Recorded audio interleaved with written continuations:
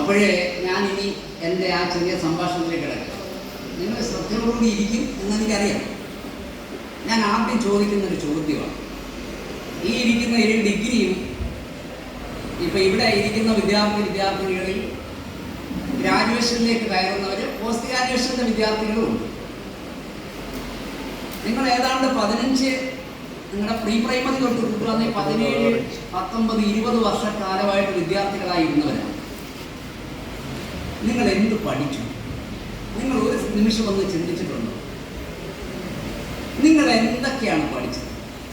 നിങ്ങൾ കുറേ ബയോളജി പഠിച്ചു, കുറച്ച് ഹിസ്റ്ററി പഠിച്ചു, കുറച്ച് ലാംഗ്വേജ് പഠിച്ചു, കുറച്ച് മാത്തമാറ്റിക്സ് പഠിച്ചു.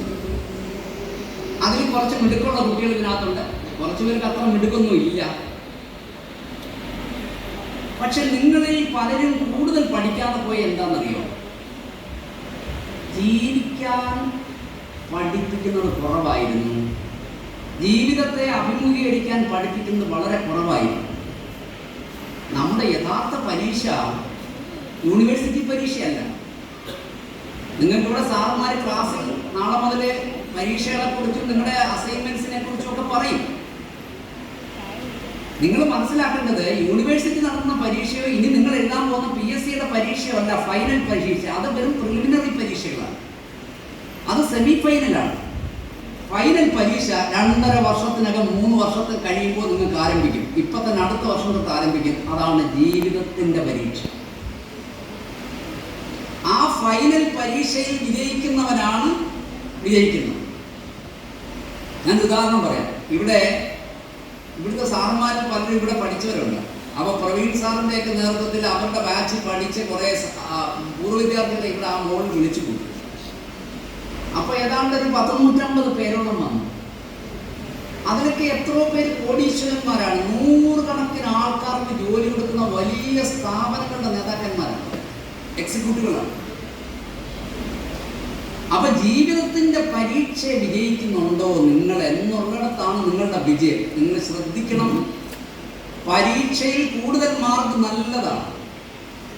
പക്ഷെ നിങ്ങൾ കണ്ടിട്ടില്ലേ, പരീക്ഷാ കാലത്ത് വേണ്ട കാര്യങ്ങളൊന്നും ശ്രദ്ധിക്കാതെ മറ്റ് ചിലതിലെല്ലാം താല്പര്യം കയറി അതിൻ്റെ പുറകെ നടന്ന് ജീവിതത്തിൻ്റെ എല്ലാ പരീക്ഷകളിലും നിരന്തരമായി പരാജയപ്പെടുന്നു. എനിക്ക് ഹൃദയഭേദകമായി തോന്നുന്നൊരു കാര്യം, ഞാൻ ഒരിക്കൽ ഇവിടെ പ്രിൻസിപ്പലായിട്ടിരിക്കുമ്പോൾ ഇവിടെ ബാങ്ക് ഓഫീസറായ ഒരു പെൺകുട്ടി ഇവിടെ വന്നു. ഇവിടെ പഠിച്ചിട്ട് പോയതാണ്. എല്ലാവർക്കും സാറുമാർക്കൊക്കെ സ്വീറ്റ്സൊക്കെ ആയിട്ട് വന്നാണ്. അപ്പോൾ അവളെ എന്നോട് സംസാരിച്ചപ്പോൾ പറഞ്ഞു, സാറേ എനിക്ക് ഭയങ്കര വിഷമം തോന്നി. ഞാൻ ഈ സാധനം വാങ്ങിക്കാനായിട്ട് ആ സൂപ്പർ മാർക്കറ്റിൽ ചെന്നപ്പോൾ ഞങ്ങളുടെ ക്ലാസ്സിലെ ഒരു കുട്ടിയുടെ പേര് പറഞ്ഞു, ഞാൻ പേരും പറഞ്ഞു. അവൻ അവിടെ സാധനം എടുത്തു കൊടുക്കാൻ നിൽക്കുക സാറേ. 9,000 രൂപയുള്ള ശമ്പളം. എന്നെ കണ്ടപ്പോഴത്തേന് കണ്ണൊക്കെ നിറഞ്ഞു. അപ്പോൾ എനിക്ക് ഭയങ്കര വിഷമമായി. അപ്പം ഞാൻ ചോദിച്ചു, നീ അങ്ങനെ പ്രതികരിച്ചു? അല്ല, അപ്പോൾ അവൻ പറയുകയാണ്, ഈ ക്യാമ്പസ് നിറഞ്ഞു നിന്നൊരു പയ്യനാണ്. എനിക്ക് ആളിനെ കുറിച്ച് പറഞ്ഞപ്പോൾ മനസ്സിലായി. പാട്ടിലും കഥയിലും ഡാൻസിലും വർത്തമാനത്തിലും സുഹൃബന്ധത്തിലും എല്ലാം നിറവുള്ളവനായിരുന്നു.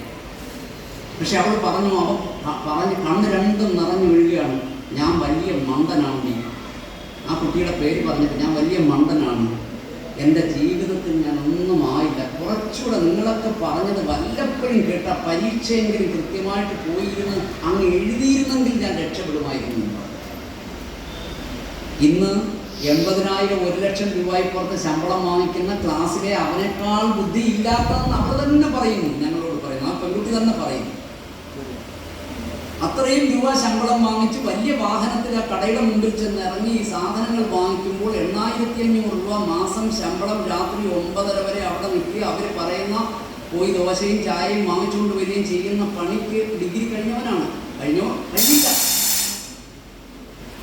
നിങ്ങളിത് ശ്രദ്ധിച്ച് കേൾക്കണം. ഇതാണ് ജീവിതത്തിൻ്റെ പരീക്ഷ. അവിടെ വിജയിച്ചോ? അവിടെ വിജയിക്കാതെ ഞാൻ മോഡേൺ ഡ്രസ്സ് ധരിച്ചെന്നോ, എനിക്ക് വലിയ വാഹനമുണ്ടെന്നോ, ഞാൻ ഭയങ്കര സുന്ദരിയാണെന്നോ, ഞാൻ ഭയങ്കര സുന്ദരനാണെന്നോ ഒന്നും പറഞ്ഞ് നടന്നിട്ട് അർത്ഥമേ ഇല്ല. നിങ്ങൾ നോക്കിക്കൂടുക. നിങ്ങൾക്കെല്ലാം ഒരു ധാരണയുണ്ട്. പെൺപിള്ളേർക്കും ആൺപിള്ളേർക്കും ഒക്കെ ഒരു ധാരണയുണ്ട്, എനിക്ക് വല്ലാത്ത സൗന്ദര്യമുണ്ട്. അടുത്ത കാലത്തായിട്ട് എല്ലാവരും എന്നെ ശ്രദ്ധിക്കുന്നു. എൻ്റെ ശരീരം ഈശ്വരൻ വല്ലാതെ എനിക്ക് വാരിപ്പോകുന്ന ഈ സൗന്ദര്യം തന്നിരിക്കുകയാണ്. എന്തൊരു സൗന്ദര്യമായത്! നിങ്ങളുടെ അമ്മ ഇതിനേക്കാൾ വലിയ സുന്ദരിയായിരുന്നു. ഇപ്പൊ എന്തുകൊണ്ട്? നിങ്ങളുടെ അച്ഛൻ ഇതിനേക്കാൾ വലിയ നെഞ്ചു വണ്ണവും മിടുക്കനും നാട്ടിൽ എല്ലാവരെയും കൊതിപ്പിക്കുന്നവനും ഒക്കെ ആയിരുന്നു. ഇപ്പൊ എന്താ പോലെ ഇരിക്കുന്നു? ഇതെല്ലാവർക്കും ഉള്ളതാ യൗവനവും തിളപ്പും. BKന്റെ കഥയെ പറയുന്നുണ്ട്, യൗവനം ത്രസിക്കുന്ന ജീവിതവും ഹൃദയത്തിൽ നൗർബല്യവുമുള്ളൊരു കാലമാണ് ചെറുപ്പം.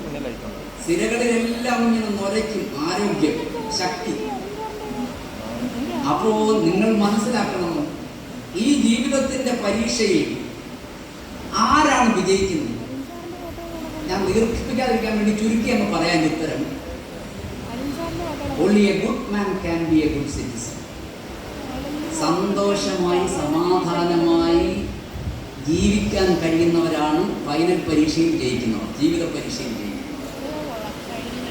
അല്ലാതെ എത്ര പണം ഉണ്ടായിട്ട് എന്താ കാര്യം? നിങ്ങൾക്ക് അറിയാമല്ലോ, നിങ്ങൾ സിനിമാ നടന്മാരിൽ എത്രയോ പേര് അവസാനം ഹോസ്പിറ്റലിൽ കിടന്ന ബില്ല് പോലും കൊടുക്കാൻ പൈസ ഇല്ലാതെ കോടികൾ സമ്പാദിച്ചവർക്ക് എത്ര പേരെ നിങ്ങൾക്കറിയാം?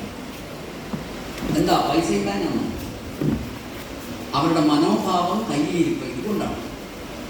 അപ്പൊ അതുകൊണ്ട് നാം മനസ്സിലാക്കേണ്ടത്, സന്തോഷത്തോടുകൂടി സമാധാനത്തോടുകൂടി ജീവിക്കാൻ കഴിയുന്ന ഒരു അവസ്ഥയിൽ ചെന്ന് പെടുന്നവരാണ് ജീവിതത്തിന്റെ അവസാന പരീക്ഷകളിൽ ജയിക്കുന്നവർ. നിങ്ങൾ മനസ്സിലാക്കണം. എന്താണ് ഈ ഇപ്പൊ എൻ്റെ മുമ്പിലിരിക്കുന്ന വിദ്യാർത്ഥികളായ നിങ്ങളൊക്കെ ഇപ്പൊ എന്നോട് തന്നെ ചോദിക്കുന്ന കാര്യമുണ്ട്, സാർ ഈ പറയുന്നു, പക്ഷെ ഞങ്ങൾ ഈ ജീവിതം വിജയിക്കാൻ എന്ത് ചെയ്യണം? എന്താ സാറേ ഞങ്ങളുടെ പ്രശ്നം? ഈ 20 വർഷം, നിങ്ങൾ 17 വർഷമൊക്കെ പഠിച്ചു കഴിഞ്ഞിരിക്കുന്നു കോളേജുകളിൽ, സ്കൂളുകളിൽ, എന്നിട്ടും ജീവിതം പരാജയപ്പെടുന്നു. ചിലരൊക്കെ നല്ലതുപോലെ പഠിക്കാതെ തകർന്നു പോകുന്നു, ചിലർ നല്ലതുപോലെ പഠിച്ചിട്ടും നന്നാകുന്നില്ല, ചിലർ നല്ലപോലെ പെരുമാറിയിട്ടും തകർന്നു പോകുന്നു, ചിലർ വളരെ മോശമായിട്ട് പെരുമാറിയിട്ടും നന്നാകുന്നു. നിങ്ങൾ ആലോചിച്ചോളൂ, എന്താ ഈ കോൺട്രഡിക്ഷൻ? എന്താണ് പ്രശ്നം എന്ന് നമ്മൾ പഠിച്ചാൽ, പ്രോബ്ലം എന്താണ് പ്രോബ്ലം എന്ന് പറയുമ്പോൾ, നിങ്ങളുടെ ജീവിതം എന്ന് പറയുന്ന ഇപ്പോഴത്തെ അവസ്ഥയിൽ നിങ്ങളുടെ ജീവിതത്തിലെ ഏറ്റവും സുവർണ്ണ കാലമാണ്, യൗവനത്തിന്റെ ഏറ്റവും നല്ല കാലം. കേട്ടിട്ടുണ്ടല്ലോ, മധുര 17, 18, 19, 21 പറഞ്ഞിങ്ങനെ പറയുന്ന സാധനം. ഈ യൗവനത്തിന്റെ ഈ തിളയ്ക്കുന്ന പ്രായത്തിൽ ഇത് നിങ്ങൾ ഇപ്പൊ ഏറ്റെടുക്കേണ്ട എങ്ങനെയാണെന്നറിയാമോ? നിങ്ങൾക്ക് മറ്റുള്ളവരുടെ മുമ്പിൽ ആളാകാനുള്ള ഒരു സാഹചര്യമല്ല ഇത്, മറ്റുള്ളവരെ കൊതിപ്പിച്ച് കാണിക്കാനുള്ള ഒരു സാഹചര്യമല്ല ഇത്. മറിച്ച് നിങ്ങൾ അടിവരയിട്ടും മനസ്സിലാക്കുക, it is an opportunity for the right stationing in your life. നിങ്ങളുടെ ജീവിതത്തിൽ നിങ്ങളെ കൊണ്ടിരുത്താൻ കഴിയുന്ന ഒരു പരിപാടി ആസൂത്രണം ചെയ്ത് നടപ്പിലാക്കേണ്ട 2, 3, 4 വർഷമാണ് ഇനിയുള്ളത്. ഈ 4 വർഷക്കാലത്ത് നിങ്ങളുടെ പരിശ്രമമാണ് നിങ്ങൾ എന്താകും, നിങ്ങളുടെ ജീവിതം എങ്ങനാകും, നിങ്ങളുടെ കുടുംബം എങ്ങനാകും, നിങ്ങളുടെ ഫാമിലി ലൈഫ് എങ്ങനാകും, നിങ്ങൾ ആരെ വിവാഹം കഴിക്കും, നിങ്ങളുടെ മക്കൾ ഏത് തരത്തിൽ ജീവിക്കും എന്നൊക്കെ തീരുമാനിക്കാൻ പോകുന്ന വരാനിരിക്കുന്ന 3, 4 വർഷങ്ങളാണ്. അതുകൊണ്ട് മനസ്സിലാക്കിക്കൊള്ളുക, യൗവനം തയ്യാറെടുപ്പുകളുടെ കാലമാണ്. തയ്യാറെടുക്കുക എന്ന് പറയുന്നത്, നമ്മളിപ്പം ക്രിക്കറ്റ് കളിക്കാൻ പോകുന്നു, അല്ലെങ്കിൽ കബഡി കളിക്കാൻ പോകുന്നു, നമ്മൾ കളിക്കുന്നതിന് മുമ്പേ നമ്മുടെ ഡ്രസ്സൊക്കെ ഒന്ന് മുറുക്കി ഉടുത്ത് അതിനുവേണ്ടി ഒന്ന് തയ്യാറായി ഇറങ്ങുന്നില്ല. ജീവിതത്തിൽ അങ്ങനെ തയ്യാറായി നിങ്ങൾ ഇറങ്ങാൻ പോകുന്ന തയ്യാറെടുപ്പിന്റെ സമയമാണ്. ഈ സമയത്ത് ഇതൊന്നും ശ്രദ്ധിക്കാതെ നിങ്ങൾ നടന്നാൽ right stationing, you have an appointed taste in you. നിങ്ങൾ മനസ്സിലാക്കിക്കൊള്ളുക, നിങ്ങൾക്കെല്ലാം ഈശ്വരൻ ഒരു കഴിവ് തന്നിട്ടുണ്ട്. ഇല്ല, നിങ്ങളെ സൃഷ്ടിക്കത്തില്ല. ആ കഴിവ് ചിലപ്പോൾ കമ്പ്യൂട്ടറിലായിരിക്കും, ചിലപ്പോൾ അക്കൗണ്ടിങ്ങിലായിരിക്കും, ചിലപ്പോൾ സംസാരിക്കാനുള്ള കഴിവായിരിക്കും, ചിലപ്പോൾ എഴുതാനുള്ള കഴിവായിരിക്കും, ചിലപ്പോൾ നല്ലതുപോലെ കുക്ക് ചെയ്യാനുള്ള കഴിവായിരിക്കും, ചിലപ്പോൾ നല്ലതുപോലെ ഒരു ഫാഷൻ ഡ്രസ്സ് ഉണ്ടാക്കാനുള്ള കഴിവായിരിക്കും, ചിലപ്പോൾ നല്ലതുപോലെ വർത്തമാനം പറഞ്ഞ ആൾക്കാരെ കയ്യിലെടുക്കാനുള്ള കഴിവായിരിക്കും. ഇതൊന്നുമില്ലാതെ ഒരാളെയും പ്രപഞ്ചത്തിൽ സൃഷ്ടിക്കാതെ. So it is your duty to detect your ability and calibre. നിങ്ങളിൽ അന്തർലീനമായിരിക്കുന്ന ശേഷിയെ, കഴിവിനെ നല്ലതുപോലെ സമയാസമയത്ത് മനസ്സിലാക്കണം. വൈകി മനസ്സിലാക്കിയിട്ട് കാര്യമില്ല. കല്ല് ചൂടായിരിക്കുമ്പോഴാണ് ദോശ കോരി, എന്നാലേ ദോശയ്ക്ക് രുചിയുള്ളൂ. എല്ലാം പോയി നിങ്ങളുടെ വയസ്സ് 10, 30, 29 ആകുമ്പോൾ ഇനി എനിക്ക് നന്നാകണം എന്ന് വിചാരിച്ചാൽ നിങ്ങൾക്ക് നന്നാകാനൊക്കെ. നിങ്ങൾക്ക് അങ്ങനത്തെ ചേട്ടന്മാരെ ഇഷ്ടം പോലെ നാട്ടിൽ കാണാനുണ്ട്. എനിക്കെല്ലാം പറ്റിയതെല്ലാം മണ്ടത്തരമാണ്. നിങ്ങൾ അതുകൊണ്ട് ആദ്യം തന്നെ ഒരു കാര്യം ചെയ്യുക. നിങ്ങൾ പാവപ്പെട്ടവരെ സ്നേഹിച്ചോളുക, പരാജിതരെ സ്നേഹിച്ചോളുക. പക്ഷെ അതേസമയം അവരെ കണ്ട് മാതൃകയാക്കരുത്. നിങ്ങൾക്ക് സിമ്പതി കാണുമല്ലോ, അവൻ പരീക്ഷയിൽ തോറ്റു, പക്ഷെ നല്ല സ്വഭാവം. പക്ഷെ അവൻ്റെ പരീക്ഷ നിങ്ങൾ കോപ്പി അടിക്കരുത് എന്ന് പറഞ്ഞാൽ അതല്ല നിങ്ങൾക്ക് വേണ്ട. അവൻ്റെ സ്വഭാവം വേണം കോപ്പി അടിച്ചു. നിങ്ങൾ വിജയികളുമായിട്ട് കൂട്ടുകൂടണം. ഒരുപക്ഷെ ക്ലാസ്സിലെ ഏറ്റവും മിടുക്കരായ കുട്ടികളുമായിട്ട് കൂട്ടുകൂടിയാൽ, ഞാൻ IAS കാര്യം പറഞ്ഞതാ. അയാൾ IAS എടുത്തത് അയാൾ പറയുന്നു, ആ കളക്ടർ പറയുന്നു, തൃശ്ശൂർ കളക്ടർ പറയുന്നു, എൻ്റെ IAS 100% ഉത്തരവാദിത്വം എൻ്റെ റൂംമേറ്റായ ഈ പയ്യനാണ്. അവൻ IAS കിട്ടില്ല, പക്ഷെ എനിക്ക് IAS കിട്ടി. ഒന്നുമല്ലാതിരുന്ന് എന്നെ പറഞ്ഞ് പ്രേരിപ്പിച്ചതിനെല്ലാം സഹായിച്ചു. എന്താ? വിജയികളോടടുത്ത് നിന്നാൽ ഇങ്ങനെ ഉണ്ടാവും. നല്ല സംസർഗ ഗുണാദോഷ. നല്ലവരുമായിട്ട് ചീത്ത ആൾക്കാരോട് സഹകരിച്ചോ, കുഴപ്പമില്ല. പക്ഷെ നിങ്ങളെ ശ്രദ്ധിച്ചോണം, നിങ്ങൾ അതെടുക്കാതെ. പക്ഷെ നല്ലവരോട് ചേർന്ന് നിന്ന് പലതും കണ്ടുപിടിക്കാറുണ്ട്. നമ്മളുടെ കമ്പനി മെച്ചപ്പെട്ടാണെങ്കിൽ നമ്മൾ അങ്ങനെ ചിന്തിക്കൂ. ഇപ്പം നിങ്ങളുടെ കൂട്ടുകാരനെ എപ്പോഴും സിഗരറ്റ് വലിക്കുന്നവരാണെങ്കിൽ നിങ്ങൾ പറയുന്നത് എന്തായിരിക്കും? ഞാനങ്ങനെ എപ്പോഴും സിഗരറ്റ് വലിക്കില്ല, രാവിലെ ഉച്ചയ്ക്കും വൈകിട്ട് ഒരു സിഗരറ്റ്. എൻ്റെ കൂട്ടുകാരനൊക്കെ 12 സിഗരറ്റാണ്. അപ്പം നിങ്ങൾ നല്ലവനായി. പക്ഷെ നിങ്ങളുടെ കൂട്ടുകാരൻ സിഗരറ്റേ വലിക്കത്ത് കഴിഞ്ഞ് നിങ്ങൾ എന്തായിരിക്കും പറഞ്ഞത്? എൻ്റെ സ്വഭാവം ഇച്ചിരി മോശം, ഞാനിപ്പോൾ ഒരു സിഗരറ്റ് വലിക്കുന്നുണ്ട്. കണ്ടോ? കമ്പനി. മുഗ്രാമാരും വല്യന്മാരൊക്കെ വീട്ടിൽ പറയും, മോനെ നിന്റെ കമ്പനി അല്ലേ, മോളെ നിന്റെ ഇപ്പോഴത്തെ രീതികൾ അത്ര ശരിയല്ല എന്ന് പറയും. അപ്പോൾ റൈറ്റ് സ്റ്റേഷനിൽ നിങ്ങളെ കൈപിടിച്ച് നിങ്ങൾ വഴിതെറ്റാൻ ഒരുപാട് സാധനങ്ങൾ കയ്യിലിരിപ്പുണ്ട്. ഈ കയ്യിലുള്ള ആപ്പിൻ്റെ കെണികൾ, 12 ലക്ഷം പിള്ളേരുടെ ജീവിതമാണ് ആപ്പിൻ്റെ കെണി വീണിപ്പോൾ പോയിട്ടുണ്ട്. പല പല ആപ്പുകൾ അറിയാമല്ലോ. ഇതിൻ്റെ കെണിയിലൊന്നും വീഴാതെ നിങ്ങളെ ശ്രദ്ധാപൂർവം നിങ്ങൾ ചേർത്ത് പിടിച്ചു കൊണ്ടു നടക്കണം. നിങ്ങളുടെ അനിയനെ കൊണ്ടു നടക്കണ്ട, നിങ്ങളുടെ ചേട്ടനെ കൊണ്ടു നടക്കണ്ട, നിങ്ങളുടെ അമ്മയും അച്ഛനെയും കൊണ്ടു നടക്കണ്ട. പക്ഷെ നിങ്ങൾ ശ്രദ്ധിച്ചു കൊണ്ട് നടക്കണം. നിങ്ങളെ വിട്ടുകൊടുക്കരുത്. നിങ്ങളെ പിടിച്ചുകൊണ്ട് പോകാൻ നിങ്ങളുടെ കൂട്ടുകാരനോ നിങ്ങളുടെ അയലത്തുകാരനോ നിങ്ങളുടെ റോഡ് സൈഡിൽ നിൽക്കുന്നവനോ വണ്ടിയിലെ കിളിയോ കണ്ടക്ടറോ ഒക്കെ ശ്രമിച്ചെന്ന് വരും. പക്ഷേ നിങ്ങൾ അന്നേരം നിങ്ങളോട് പറഞ്ഞു കൊടുക്കണം, അങ്ങനെ നിനക്കൊന്നും എടുത്തിട്ട് കളിക്കാനുള്ളതുണ്ടാ. എൻ്റെ അച്ഛനും അമ്മയും അധ്വാനിച്ച് എൻ്റെ വയറ്റിൽ കിടക്കുന്ന ദോശയും ചമ്മന്തിയും ഒക്കെ ഇന്നലെ വെയിലത്ത് എൻ്റെ അച്ഛൻ അല്ലെങ്കിൽ ഗൾഫിൽ കിടന്ന് എൻ്റെ വാപ്പ പണിയെടുത്തുണ്ടാക്കുന്ന പൈസ വെച്ച് നിനക്കൊക്കെ ചന്തവർത്താനം പറഞ്ഞ് രസിക്കാനുള്ളതല്ല. നിൻ്റെ കണ്ണ് എന്തൊരു കണ്ണാണ്, നിൻ്റെ മൂക്ക് പോലൊരു മൂക്ക് ഞാൻ കണ്ടിട്ടില്ല. ഇത് കേൾക്കുമ്പോഴത്തേന് കോരിത്തരിച്ചു പോകും.